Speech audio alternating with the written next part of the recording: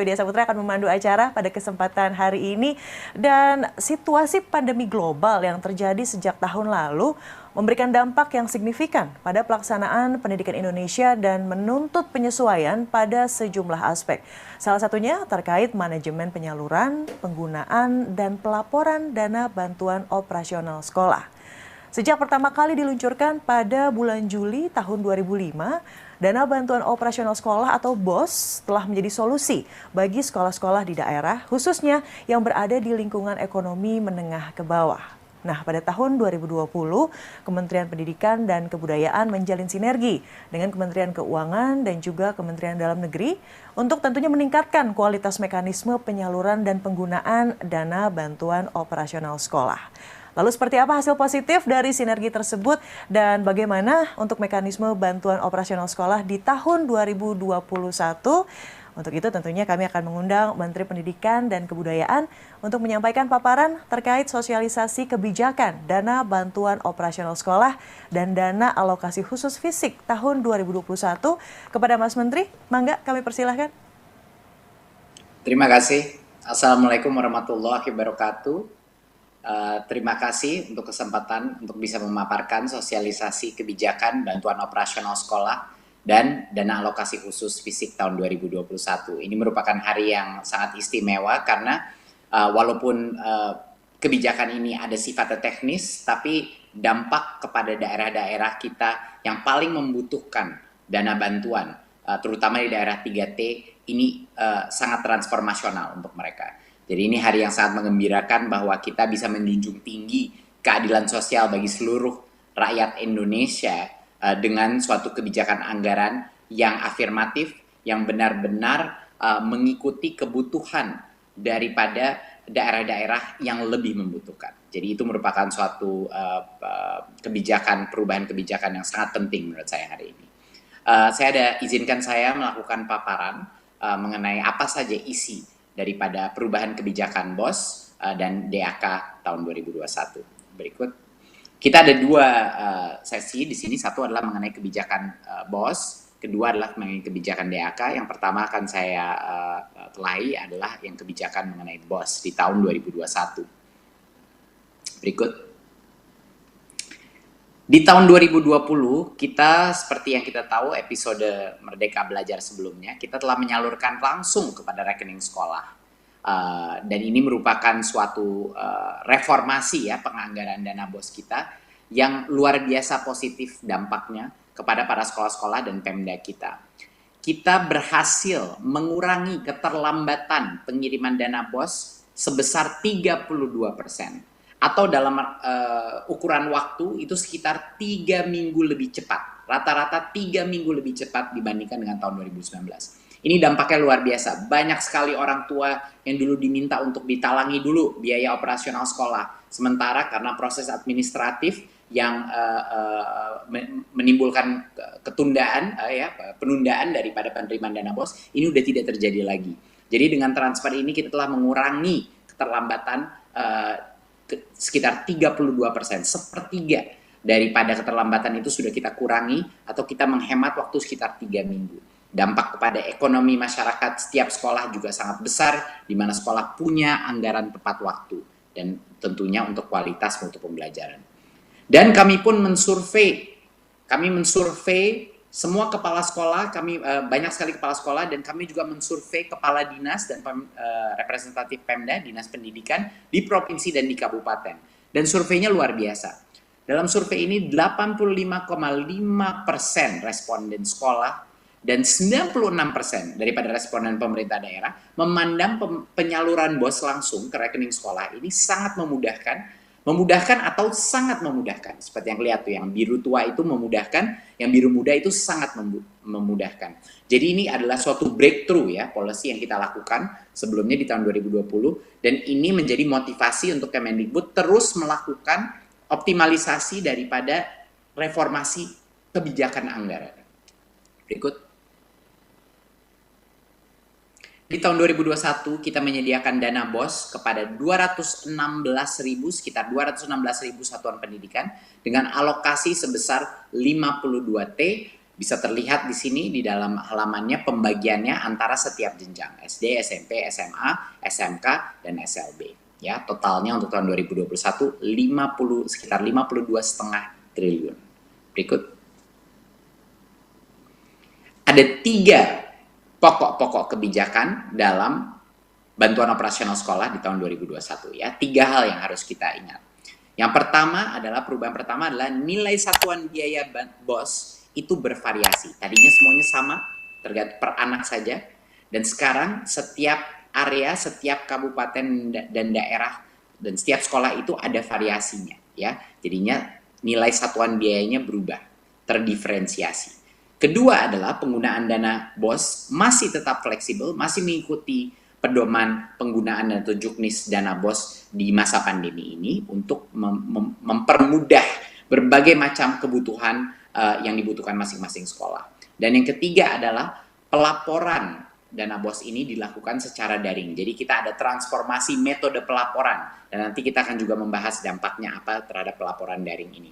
Ya, jadi 3 pokok kebijakan. Satu adalah unit per anaknya itu bukan seragam tapi terdiferensiasi, ya. Kedua adalah masih fleksibel penggunaan dana BOS, dan ketiga adalah sistem pelaporannya adalah menggunakan teknologi sekarang secara online. Silakan berikut. Jadi yang pertama dan yang terbesar dan berita terbaik bagi banyak sekali daerah-daerah, terutama daerah-daerah terluar tertinggal di Indonesia adalah satuan biaya BOS tidak lagi seragam. Satuan biaya BOS itu ada variasinya, ya, ada rentang nilai satuan biaya peserta didik, ya.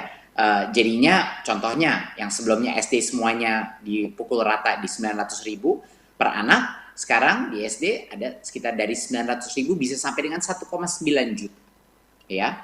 Dan ini adalah tergantung dari beberapa faktor lainnya, ya. Jadinya sekarang ada diferensiasi yang lebih afirmatif. Berikut. Diferensiasi ini menimbulkan beberapa contoh yang bisa kita tunjukkan. Diferensiasi ini ditentukan berdasarkan daerahnya itu susah tercapai, indeks kemahalannya seperti apa. Sekarang bayangkan, sebelumnya kita tidak mengambil faktor bahwa untuk membangun sesuatu di daerah tertentu bisa saja 1,5 kali lebih mahal daripada daerah lainnya, gitu. Dan kita tidak mengikuti faktor-faktor ini. Jadi sehingga sekolah-sekolah yang kecil, sekolah-sekolah di daerah yang lebih terluar dan tertinggal, itu mereka yang paling dirugikan, ya, karena kebutuhan mereka lebih banyak, ya, kebutuhan dari finansial, karena semua barang di situ lebih mahal, biaya distribusi atau biaya logistik untuk sampai ke daerah-daerah itu lebih tinggi, tapi tidak ada konsiderasi dari sisi kebijakan. Itulah yang kita benarkan. Ini kita mengambil contoh, salah satu contoh kita di NTT, di mana NTT di tahun 2000 di Kabupaten Timur Tengah Selatan NTT di tahun 2021 akan mengalami perubahan cukup signifikan, sekitar 5-6% lebih besar alokasi dana BOS-nya di beberapa SD, SMP, dan SMKN-nya, karena sekarang kita sudah memfaktorkan indeks kemahalan masing-masing area. Contoh kedua, kita melihat di Kepulauan Aru, Maluku, yang lebih jauh lagi, yang biaya distribusi atau logistik lebih mahal lagi. Biaya konstruksi pun, karena bahan dasar juga lebih mahal di situ, di daerah kepulauan.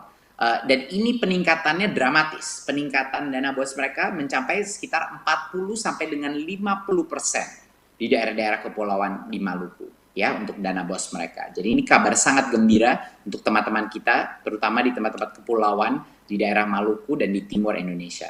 Kita ambil contoh terakhir di Papua, di Kabupaten Intan Jaya, Papua, di mana biaya logistik, biaya supply barang-barang dasar itu paling tinggi, di mana banyak sekali kesulitan karena baik juga itu memang daerah kepulauan, tapi juga berbagai macam isu dari sisi kejauhan daripada sentra-sentra pusat. Ini di daerah Papua kenaikan dana BOS di 2021 itu mencapai sampai dengan di atas 100%. Untuk misalnya SD YPPK Sanepa itu sampai 117%. SMP Negeri 1 Sugapa naik 125% dan SMA 1 Sugapa naik sampai 131%. Jadi ini benar-benar perubahan cara kita mengalokasikan BOS. yang jauh lebih adil. Biar teman-teman kita di Papua, di Maluku, di NTT itu bisa meningkatkan kualitas pembelajaran mereka dengan mengkonsiderasi berbagai macam faktor dan indeks kemahalan di daerah-daerah mereka tersendiri. Jadi inilah yang kita maksudkan dengan menjunjung tinggi keadilan sosial bagi seluruh rakyat Indonesia. Kebijakan penganggaran pun harus mengikuti azas Pancasila tersebut. Berikut. Dan tentunya penggunaan dana BOS masih fleksibel sesuai dengan kebutuhan sekolah. Beberapa penggunaan daripada dana BOS ini adalah yang terpenting apalagi di masa pandemi ini. Pertama adalah kita masih memberikan fleksibilitas pembayaran honor kepada guru-guru honorer. Di masa ini masih diberikan fleksibilitas, ya. Dan honor dapat diberikan kepada tenaga pendidikan apabila dana masih tersedia. Jadi kita berikan fleksibilitas bagi kepala sekolah, diskresi bagi kepala sekolah untuk memberikan honor kepada guru-guru yang paling layak menerima. Dan juga tentunya di mana saat ini kita sudah masuk dalam proses pelaksanaan tatap muka dan semakin banyak sekolah semakin setiap minggu mulai melakukan tatap muka, dana BOS bisa dan kami anjurkan untuk digunakan untuk segera mengakselerasi proses tatap muka untuk memenuhi segala kebutuhan protokol kesehatan seperti kesediaan sanitasi, masker, termogan, dan berbagai macam kebutuhan untuk memenuhi daftar periksa pembelajaran tatap muka. Dan tentunya karena asesmen nasional akan dilaksanakan tahun ini, pembiayaan apapun honor transportasi dan pelaksanaan AN itu juga bisa digunakan di dana BOS. Saya baru saja kembali dari Papua dan ini sangat tepat sebenarnya waktunya dengan pelaksanaan kebijakan ini. Karena dengan adanya fleksibilitas dana BOS, saya dengar dari banyak teman di Pulau Dom di Papua Barat itu mereka menceritakan bahwa salah satu isu utama mereka adalah transportasi antara kepulauan, transportasi baik anak maupun transportasi guru. Dan bagaimana mereka bisa menggunakan ini. Dengan adanya fleksibilitas dana BOS dan peningkatan yang cukup dramatis untuk daerah-daerah 3T seperti ini, teman-teman kita di sekolah-sekolah di daerah-daerah kepulauan bisa menggunakan dana BOS ini untuk transportasi murid-muridnya dan guru-gurunya karena lebih fleksibel dan juga satuan unit pembiayaannya sudah meningkat. Jadi ini benar-benar merupakan suatu solusi daripada kebutuhan masing-masing sekolah di daerah-daerah paling terluar yang mungkin sangat variatif kebutuhan mereka yang paling urgen. Berikut. Di tahun 2020, kebijakan mewajibkan pelaporan penggunaan BOS itu menjadi persyaratan penyaluran. Jadinya kalau tidak ada pelaporan yang dilakukan di kuartal sebelumnya, ya kita tidak akan bisa melepaskan BOS yang berikutnya. Dan apa yang terjadi, Bapak Ibu, apa yang terjadi adalah sesuatu yang cukup luar biasa. Walaupun kita telah memberikan fleksibilitas dalam penggunaan dana BOS, dan walaupun kita sudah melakukan transfer langsung kepada sekolah, pelaporan yang sekarang bisa dilakukan lewat online meningkat secara dramatis. Ya, pelaporannya itu meningkat secara dramatis. Di BOS tahap 1, peningkatan di tahun 2018 itu cuma 26% yang melakukan pelaporan, 2019 48%, tapi di 2020 70,7% sekolah melaporkan penggunaan BOS tahap 1. Ini suatu transformasi yang cukup luar biasa di dalam transparansi penggunaan dan pelaporan dana kita. Pada bulan Desember 2020, angka itu mencapai 99%. 99% daripada semua sekolah melaporkan penggunaan BOS tahap 1. Ini luar biasa. Di tahun 2018 cuma 36%. 2019 cuma 61%. Tapi di 2020, karena kebijakan baru kita dan pelaporan secara online yang lebih mudah dilakukan, kita mencapai 99,1% pelaporan dana BOS. Jadinya dengan semua fleksibilitas yang kita berikan, tetap saja akuntabilitas dan transparansi menjadi harga mati daripada kebijakan anggaran kita. Dan karena kita menggunakan teknologi dan pelaporan online, akuntabilitas dan transparansi daripada penggunaan dana BOS juga meningkat secara dramatis. Berikut.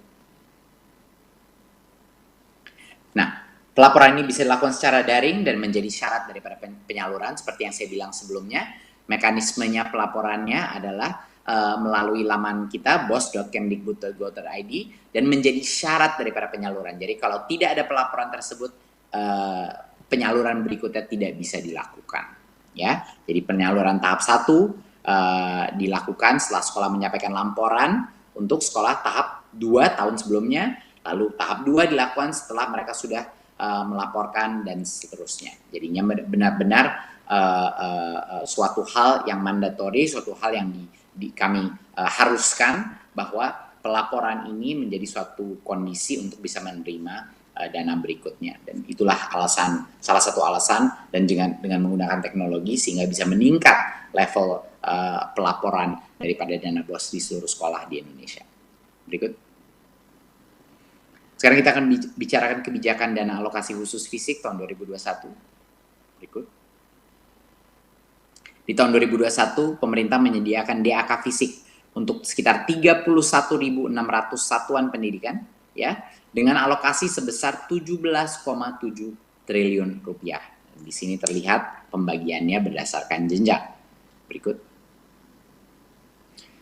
Ada 3 pokok kebijakan. Yang pertama adalah fokus kepada ketuntasan sarana dan prasarana pendidikan. Ya, pemenuhan ini dilakukan secara menyeluruh untuk semua kebutuhan prasarana sekolah. Jadinya whole school approach. Jadinya bukan cuman pagar-pagar dan pintunya saja atau ruang gedung kelas, tapi secara holistik. Kedua adalah pelaksanaannya bersifat kontraktual, jadi kepala sekolah tinggal fokus kepada proses pembelajaran dan tidak harus melaksanakan kegiatan rehabilitasi dan pembangunan prasarananya sendiri. Dan ketiga adalah pelibatan Dinas PUPR. Dinas PUPR di masing-masing daerah yang akan melakukan asesmen kerusakan dan meningkatkan validitas data sarana prasarana sekolah. Jadi sekarang ada tim profesional yang akan melakukan asesmen, evaluasi, dan juga memonitor dan mengevaluasi pekerjaan yang dilaksanakan. Berikut. Nah, di tahun 2020 fokus kita adalah untuk menyasar sebanyak mungkin sekolah yang membutuhkan rehabilitasi, ya, yang ada rusak berat, rusak ringan, dan lain-lain.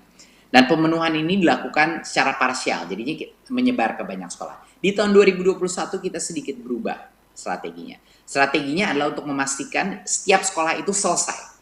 Pemenuhan itu dilakukan secara holistik, menyeluruh sesuai kebutuhan sarana prasarana masing-masing sekolah. Dan harapannya dampaknya adalah walaupun sasaran sekolah kita lebih mengecil, tapi seluruh permasalahan sarpras di sekolah itu tuntas dan selesai. Itu adalah harapan kita dengan perubahan strategi ini, agar dipastikan kalau kita bantu itu sekolah itu benar-benar sampai tuntas kebutuhan sarana prasarananya dan berbagai macam rehabilitasi yang dibutuhkan.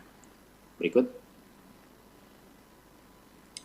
Nah, dana alokasi fisik menunya di 2021 untuk ketuntasan sarana prasarana sekolah. Jadi apa saja sebenarnya yang bisa dilakukan sebagai yang kita maksudkan dengan whole school, ya.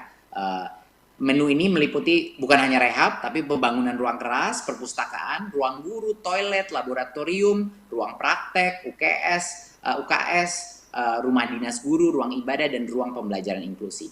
Penyediaan sarana pendidikan juga rincian menu ini meliputi semua pengadaan alat laboratorium, peralatan praktek utama, dan media pembelajaran termasuk alat-alat TIK. Jadi benar-benar diberikan menu yang jauh lebih fleksibel. Berikut. Pengadaan secara kontraktual ini kita banyak sekali mendengar komplain-komplain dari beberapa, waktu saya mengunjungi berbagai macam kepala sekolah, banyak yang mengkomplain bahwa sistem swakelola ini benar-benar membebankan kepala sekolah. Banyak dari mereka yang tidak tahu mungkin secara prosedural bagaimana, ada pihak-pihak oknum yang juga mengganggu mereka, jadinya ini menjadi suatu beban mental dan beban administratif bagi banyak sekali kepala sekolah. Jadi kita di tahun ini pindah dari sistem swakelola ke sistem kontraktual, di mana yang akan dilakukan ini dilaksanakan oleh Dinas Pendidikan, ya, dengan penyedia dan manajemen terpusat di Dinas Pendidikan agar sekolah tidak terbebani dengan semua urusan pengadaan barang dan jasa dan juga peralatan itu disediakan oleh penyedia. Jadi dalam pelaksanaan dibutuhkan peralatan khusus kontraktor bisa mendatangkan dari daerah lain. Dan dari sisi waktu ini ada jaminan ketepatan penyelesaian. Jadi paling tidak ada faktor waktu dan suatu komitmen dari pemerintah daerah, dari dinas pendidikan kapan bisa diselesaikan, dan harapannya hasilnya kualitas bangunan juga lebih baik dan juga efisiensi juga lebih baik. Berikut. Kita juga akan melibatkan dinas PUPR untuk meningkatkan validitas data sarana prasarana sekolah. Ini artinya dari sisi penilaian kerusakan, validitas data, dan juga efisiensi, pihak dinas PUPR daerah akan melakukan monitoring dan evaluasi agar dana ini digunakan tepat sasaran dengan efisiensi yang baik. Berikut. Jadi untuk menyimpulkan kebijakan ini, yang pertama dan tentunya yang suatu kabar yang sangat gembira bagi banyak sekali daerah-daerah terluar di Indonesia, terutama di luar beberapa daerah di luar Jawa, nilai satuan biaya BOS sekarang bervariasi sesuai karakteristik daerah dan sesuai dengan indeks kemahalan di masing-masing daerah. Tidak ada lagi diskriminasi terhadap daerah-daerah yang punya sekolah-sekolah kecil atau daerah-daerah yang indeks konstruksi atau indeks kemampuan membayarnya itu kemahalannya itu sangat tinggi.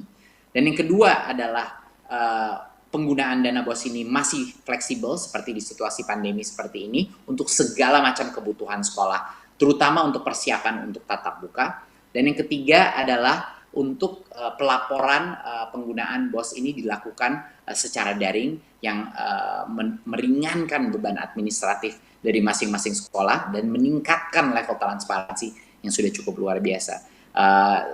Teman-teman kita di Maluku, di NTT, di Papua akan menerima alokasi BOS yang jauh lebih besar secara total dari yang sebelumnya. Dan ini merupakan kabar gembira dan menjunjung tinggi Pancasila, salah satu butir Pancasila, yaitu keadilan sosial bagi seluruh rakyat Indonesia. Yang itu yang harus kita junjung tinggi di seluruh Nusantara. Dan yang kedua adalah kebijakan mengenai DAK. Berikut. Ya, kebijakan DAK yang kita alokasikan 17,7 triliun.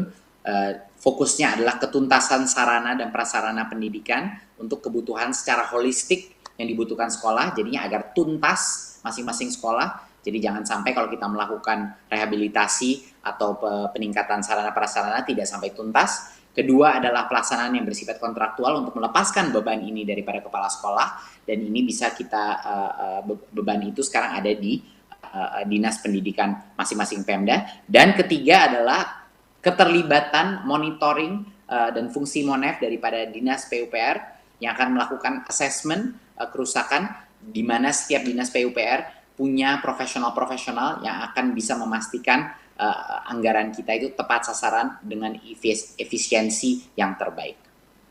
Saya rasa itu dari saya mengenai kebijakan DAK dan kebijakan dana BOS di tahun 2021. Ini adalah upaya daripada Kemendikbud dan pemerintah pusat untuk memastikan bahwa reformasi kebijakan anggaran kita di dunia pendidikan terus meningkat dan terus menghasilkan mutu pembelajaran yang baik dan terus menghasilkan pemerataan akses dan keadilan sosial bagi masyarakat di negara kita. Terima kasih. Wassalamualaikum warahmatullahi wabarakatuh. Waalaikumsalam warahmatullahi wabarakatuh. Terima kasih atas pemaparannya Mas Menteri Pendidikan dan Kebudayaan, Mas Nadiem Anwar Makarim. Tentunya ini merupakan kabar gembira. Saya suka sekali tadi ada kata-kata pengejawantahan dari sila keadilan sosial bagi seluruh Indonesia, dan tentunya sebagai kelanjutan dari Merdeka Belajar episode 3 yang diluncurkan tahun lalu terkait mekanisme bantuan operasional sekolah atau BOS. Nah, selanjutnya kami akan mohon Direktur Jenderal Pendidikan Anak Usia Dini, Pendidikan Dasar dan Pendidikan Menengah, Pak Udasmen, Bapak Jumeri, juga untuk gabung, Pak, bersama Mas Menteri, dan bersama-sama menjawab sejumlah pertanyaan yang sudah diajukan oleh peserta webinar kita siang hari ini. Siap, Pak Jumeri? Aman ya? Sudah terdengar suaranya ya?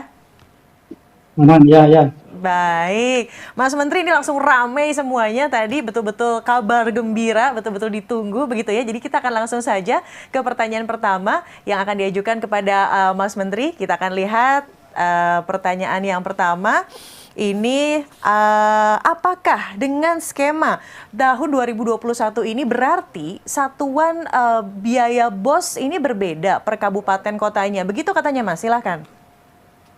Betul, satuan biaya BOS itu akan berbeda di tiap kabupaten kota. Dan ini sangat berarti karena salah satu tujuan satuan biaya disusun secara manjemuk ini adalah untuk menekan ketimpangan atau kesenjangan antar wilayah.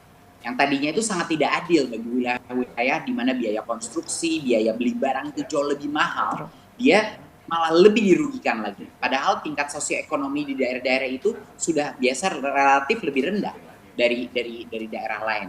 Jadinya ini benar-benar equalizer, suatu menutupi ketimpangan dan kesenjangan antara wilayah. Jadi cara kita melakukan penghitungan itu ada dua indikator, yaitu satu adalah indeks kemahalan konstruksi atau IKK, dan satunya lagi adalah indeks peserta didik di tiap wilayah di kabupaten dan kota. Gitu. Wilayah dengan IKK yang tinggi dan IPD yang rendah, maka satuan biaya di wilayah tersebut dengan kenaikan satuan biaya yang tinggi. Gitu. Wilayah dengan IKK yang sedang dan IPD yang sedang, maka satuan biaya di wilayah tersebut dengan kenaikan satuan biaya yang sedang. Gitu. Jadi ini benar-benar transformasional menurut saya, karena selama ini kita menghitungnya hanya per anak aja. Jadi bayangkan di kepulauan-kepulauan di mana sekolah itu udah indeks kemahalannya tinggi, ya. Udah gitu jumlah muridnya lebih kecil, padahal ada minimum cost untuk mengoperasionalkan sekolah. Jadinya ini luar biasa menurut saya suatu perubahan, terutama untuk daerah-daerah kita yang paling membutuhkan. Oke, noted Mas Menteri. Berikutnya juga apakah ini kebijakan BOS 2021 juga berlaku untuk BOP PAUD dan BOP kesetaraan? Ya. Kebijakan yang kami rancang ini merupakan upaya mewujudkan sinergitas ya peran pemerintah pusat dan pemerintah daerah dalam penyelenggaraan pendidikan. Nah, tahun 2021 kebijakan BOS ini hanya BOS dengan satuan biaya majemuk itu tapi belum berlaku untuk BOP PAUD dan BOP pendidikan kesetaraan. Nah, direncanakan kebijakan satuan biaya majemuk untuk BOP itu kalau bisa insya Allah akan mulai diperlakukan di tahun 2022. Jadinya belum untuk tahun ini. Tapi kami sedang perjuangkan apapun yang kita lakukan untuk BOS. Harapannya ya, harapan kami dan inilah perjuangan di Kemendikbud untuk itu juga diberlakukan nanti untuk BOP PAUD dan BOP kesetaraan. Oke, well noted Mas Menteri, terima kasih. Dua pertanyaan terlebih dahulu. Dan sekarang juga ada pertanyaan tentunya kepada Pak Jumeri. Pak Jumeri? Ya, siapa? Oke, baik. Pak Jumeri sudah mendengar ya, mendengar suara saya, baik. Dan pertanyaan kepada Pak Jumeri ini terkait selama pandemi begitu Pak, tidak ada persentase dari dana BOS untuk pembayaran honor. Nah, katanya apabila ada suatu bencana alam terjadi di daerah dan tidak ditetapkan sebagai bencana nasional, apakah pembatasan honor 50% ini akan berlaku untuk daerah tersebut? Pak Jumeri, silakan. Jadi pembatasan ini tidak berlaku lagi, Mbak. Jadi bagi daerah-daerah yang ditetapkan sebagai daerah bencana maupun bencana nasional, maka ketetapan honor 50% bisa diabaikan. Jadi bahkan bisa sampai lebih dari 50%. Itu jika suatu daerah atau negeri ini dinyatakan sedang dalam bencana. Baik, semoga terjawab ya tadi pertanyaan pertama. Pertanyaan kedua ya berikutnya Pak Jumeri, ini langsung pelaporan katanya menjadi persyaratan penyaluran. Nah, lalu bagaimana nih dengan satuan pendidikan dengan keterbatasan internet? Seperti yang tadi disebutkan oleh Mas Menteri ya, ada wilayah 3T begitu sehingga mungkin tidak bisa menyampaikan laporan secara tepat waktu. Pak Jumeri silahkan. Jadi laporan lewat internet ini adalah bagian dari akuntabilitas atas bantuan yang kita berikan kepada satuan pendidikan. Nah, bagi satuan pendidikan diberi waktu cukup panjang. Jadi, laporan penerimaan tahap 1 itu bisa sebagai dasar untuk penerimaan tahap 3, bukan dasar penerimaan tahap 2. Sehingga ada selang satu tahap, Mbak. Ini merupakan waktu yang cukup bagi satuan pendidikan untuk melaporkan. Kalau sekolah atau satuan pendidikan mengalami kesulitan akses internet, mungkin belum punya perangkat internet yang memadai, satuan pendidikan itu bisa di bawah bimbingan dinas pendidikan setempat memfasilitasi satuan-satuan pendidikan yang belum punya akses internet untuk dibantu dalam pelaporan.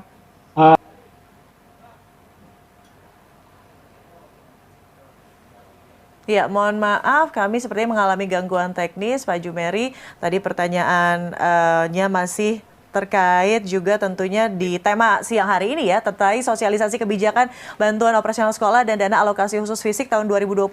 Mas Menteri, berikutnya langsung ke teman-teman media ya, juga sudah bergabung dari tadi via Zoom. Kita akan melihat pertanyaan pertama dari siapa nih? Kita akan lihat pertanyaan yang dari Dian Warastuti dari Harian Waspada. Nah, katanya untuk sekolah swasta kan katanya banyak sekali yang terancam tutup karena orang tua yang tidak sanggup untuk membayar uang SPP, Mas Menteri. Apakah ada afirmasi khusus lewat BOS untuk sekolah swasta? Silakan. Iya, jadi ini untuk mengingatkan masyarakat bahwa dana BOS itu bukan hanya untuk sekolah negeri. Dana BOS itu untuk semua sekolah ya, baik sekolah swasta maupun sekolah negeri. Jadi dalam pelaksanaannya pengelolaan dana BOS itu persis sama di sekolah negeri dan sekolah swasta, tidak ada afirmasi khusus. Jadi dana BOS ini juga dapat digunakan untuk membiayai apapun operasional sekolah, termasuk gaji guru non-ASN. Jadinya pasti apalagi di daerah-daerah yang paling membutuhkan, ya daerah-daerah dengan tingkat sosioekonomi dan yang lebih rendah dan indeks kemahalan yang lebih tinggi, reformasi dana BOS ini dan peningkatan biaya satuannya itu akan sangat membantu baik sekolah negeri maupun sekolah swasta. Oke, noted. Pertanyaan berikutnya dari Indri nih, Mas Menteri, LKBN Antara. Bagaimanakah dengan sekolah yang jumlahnya mungkin siswanya sedikit dan besaran satuan daerahnya kecil? Apakah katanya tidak dirugikan dengan mekanisme seperti itu? Enggak. Khusus sekolah dengan jumlah peserta didik kurang dari 60 anak, di daerah khusus yang ditetapkan oleh Kemendikbud itu diberikan afirmasi khusus, yakni alokasi dana BOS setara dengan 60 peserta didik. Jadi kita memastikan bahwa minimum fee, minimum operational cost untuk mengelola sekolah itu terjamin dan terjaga.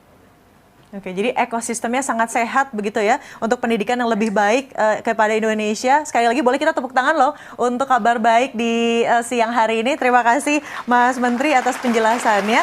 Betul-betul semoga menjadi harapan baru terutama tadi ya untuk saudara-saudara kita di wilayah 3T. Sebuah kabar yang baik dan tentunya dana bantuan operasional sekolah dan dana alokasi khusus fisik 2021 ini menjadi salah satu kelanjutan dari kebijakan program Merdeka Belajar episode 3 yang ditetapkan oleh Kementerian Pendidikan dan Kebudayaan. Dan tentunya semoga dengan mekanisme dana BOS dan juga dana alokasi khusus fisik 2021 ini dapat mendorong percepatan peningkatan kualitas pendidikan Indonesia. Mas Menteri, terima kasih sekali lagi.